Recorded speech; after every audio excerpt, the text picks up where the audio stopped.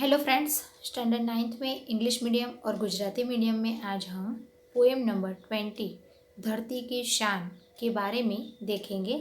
जो revision lecture में हम ऑब्जेक्टिव क्वेश्चन के बारे में डिस्कस करेंगे। रिक्त स्थानों की पूर्ति कीजिए। यहाँ विकल्प दिए गए हैं, ऑप्शन आपको मिला है, लेकिन यूनिट टेस्ट में हम ऑप्शन नहीं देते हैं क्योंकि थोड़ा बहुत आपको भी तार्किक लगना चाहिए।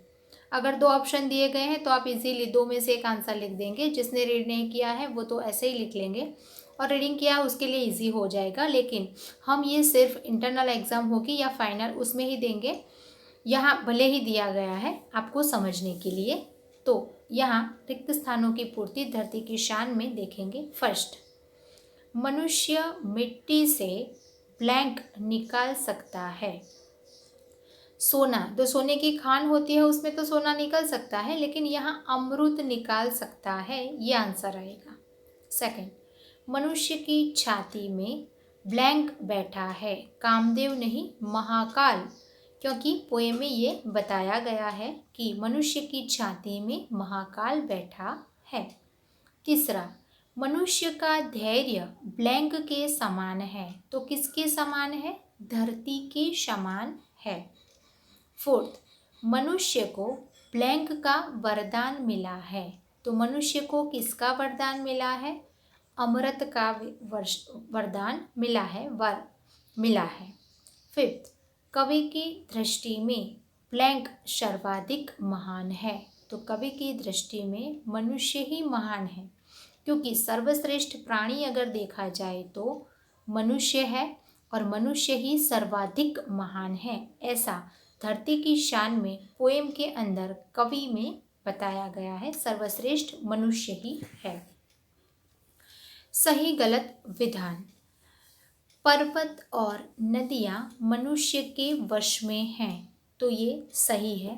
पोएम के अंदर भावार्थ में बताया गया है कि पर्वत और नदियाँ मनुष्य के वश में हैं, क्योंकि वो नदियों के मोड़ को भी बदल सकता है और पर्वत को तोड़कर वहाँ कोई भी चीज़ बना सकता है।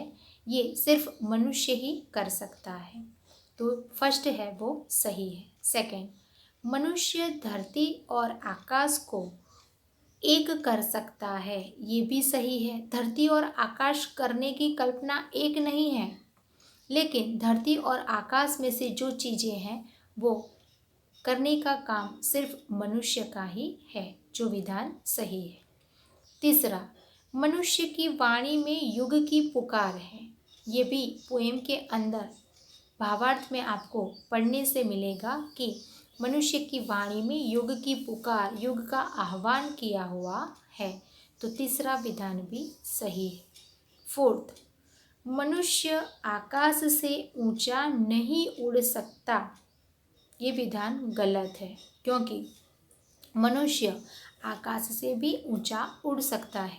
आज आप टेक्नोलॉजी ही देख लीजिए कि मनुष्य कितना आगे जा चुका है, कितनी टेक्नोलॉजी का उसने विकास किया है और वो कहाँ कहाँ तक पहुँच गया है। तो उसकी उड़ान आकाश से भी ऊंची हो गई। तो ये विधान सही है, सॉरी गलत है।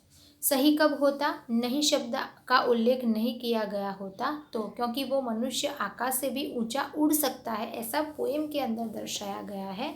और नेचुरली हम भी ये सोच सकते हैं समझदारी से कि आज मनुष्य कितनी प्रगति के पीछे दौड़ रहा है, कितना आगे भाग रहा है। तो ये विधान गलत है। फिफ्थ, मनुष्य की छाती में महाकाल छिपा है। तो ये सही विधान है। तो इस प्रकार एक एक वाक्य में उत्तर दीजिए। जो यहाँ एक एक शब्द में दिए गए हैं हम फुल सेंटेंस में लिखेंगे। ये आप वीडियो में समझ लीजिए किस प्रकार आपको फुल सेंटेंस में लिखना है। अपनी नोटबुक में भी उस तरह ही आपको लिखना है। मनुष्य मिट्टी से क्या निकाल सकता है? तो मनुष्य मिट्टी से अमृत निकाल सकता है।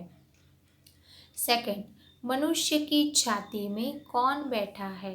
तो मनुष्य की छाती में महाकाल बैठा है। तीसरा, मनुष्य की धीरज किसके समान है? तो मनुष्य की धीरज धरती के समान है। फोर्थ, मनुष्य को कौन सा वरदान मिला है? तो मनुष्य को अमरता का वरदान मिला है।